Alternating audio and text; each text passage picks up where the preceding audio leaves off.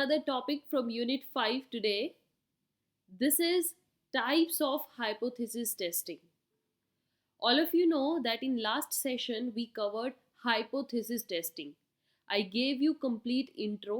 Actually में hypothesis क्या होते हैं, hypothesis testing क्या होती है, इसका use कैसे किया जाता है, and why this is so important. My dear students, the another thing that you should know from this topic is what are the various types.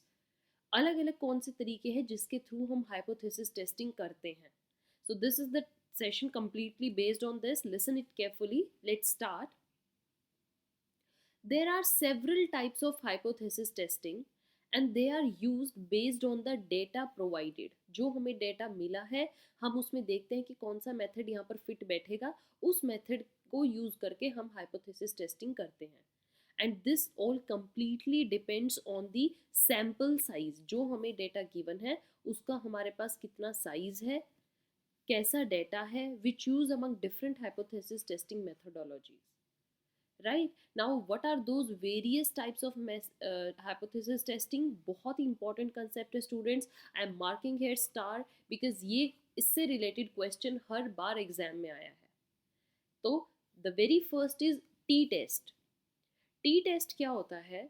This test is used कब? जब सैंपल साइज आपको जो दिया गया है वो normally distributed population का है लेकिन स्मॉल साइज में, कंपैरेटिवली स्मॉल. ओके, इतना बड़ा नहीं है. आपको अगर ऐसा लगे ओ इसमें तो फॉर्मूला यूज करना पड़ेगा, नहीं, आपको सैंपल साइज बहुत ही कम साइज में दिया गया है.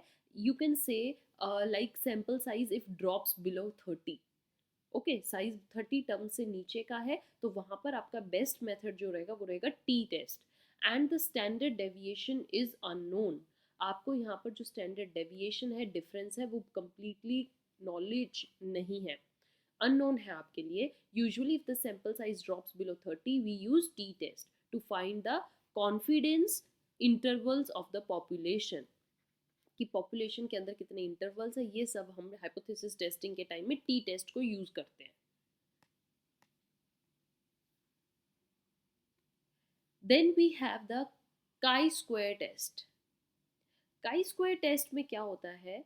This test is use to test the population variance.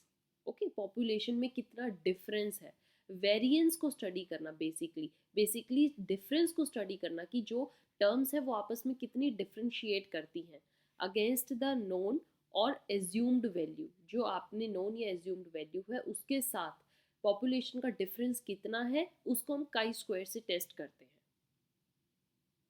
Right, it is also a better choice to test the goodness of fit of a distribution of data.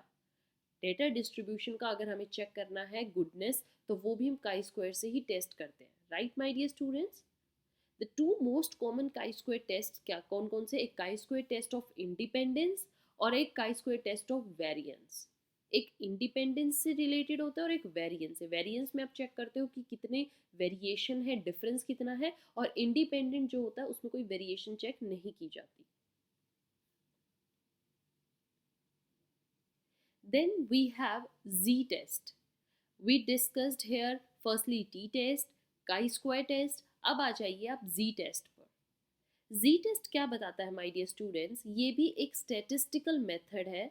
किस चीज़ के लिए यूज़ किया जाता है? To test that the means of two population sample are different. जब दो population sample का जो मीन निकलता है वो डिफरेंट है. When variance is known.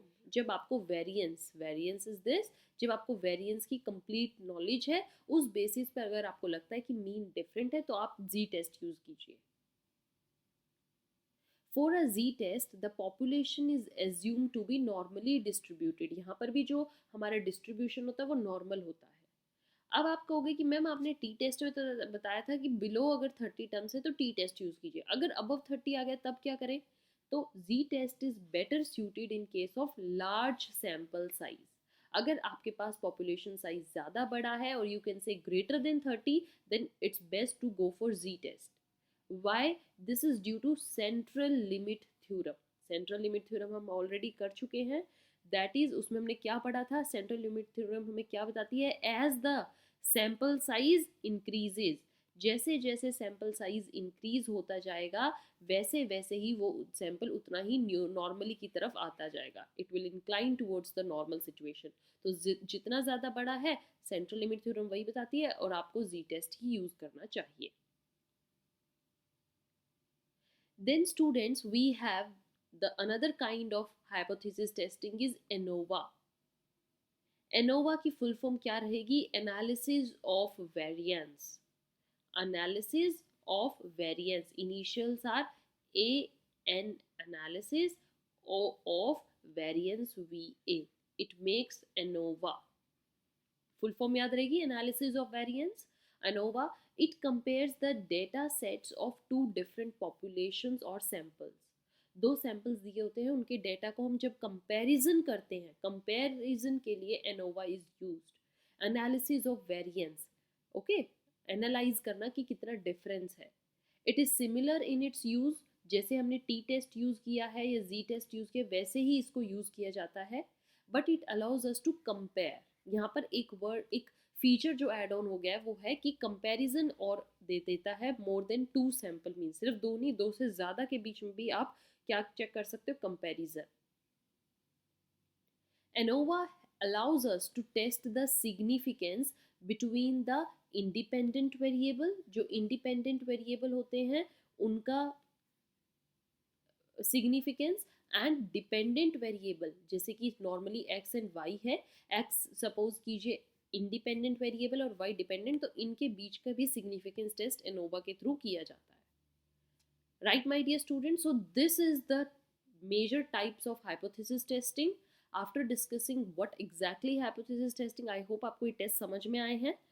There are many more in your syllabus, UGC NET के सिलेबस में आपके हाइपोथेसिस टेस्टिंग और भी हैं, उनको हम नेक्स्ट सेशन में डिस्कस करेंगे।